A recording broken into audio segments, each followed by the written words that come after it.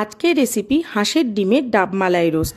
হ্যাঁ, নামটা একটু বড়, কিন্তু বানানো খুব একটা কঠিন নয়। গরমের দিনে ডাব খেয়ে ডাবটা ফেলে দেবেন কেন? একটু শাঁসওয়ালা ডাব দিতে বলবেন ডাবওয়ালাকে, দেখবেন ওই শাঁসটা বাড়িতে নিয়ে চলে আসবেন।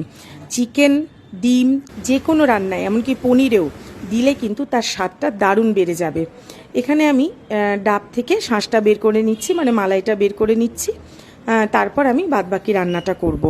আপনারা যারা আমার ভিডিও দেখছেন বা আমার ভিডিওতে এসে কমেন্ট করেন, তাদেরকে আমি আমার অন্তর থেকে অসংখ্য অসংখ্য ধন্যবাদ জানাই। প্লিজ আপনারা আমার ভিডিও দেখতে থাকবেন, আর একটু লাইক, ফলো ও শেয়ার করে দিলে মানে আপনাদের কাছে আমি কৃতজ্ঞ থাকব। এখানে ডাবের মালাই, টক দই অল্প একটু, আর অল্প একটু কাজু দিয়ে একটা পেস্ট তৈরি করে নিলাম। অন্যদিকে ডিম সেদ্ধ হয়ে গিয়েছে।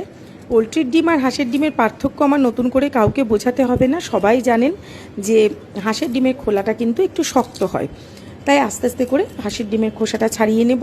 তারপর ডিমের গায়ে একটুখানি চিড়ে দেবো।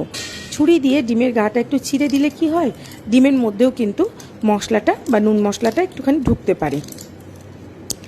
এখানে আমার ডিম ছাড়ানোর প্রসেস চলছে। তারপর এর মধ্যে ছুরি দিয়ে কাট লাগিয়ে দেব, দিয়ে তারপর সেই ডিমগুলোকে সর্ষের তেলে ভেজে নেব। হ্যাঁ, আগেও আমি নুন হলুদ মাখাতেই পারতাম ডিমের গায়ে, আমি সেটা না করে একটু কায়দা করতে গেছি। আমি সর্ষের তেলের মধ্যে হলুদ আর লবণটা ফেলে দিয়েছি, তার মধ্যে ডিমগুলো ছেড়ে ডিমগুলো বেশ একটু লাল লাল করে ভেজে নিয়েছি। ডিম ভাজা হয়ে গেলে ডিমগুলো তুলে রাখবো।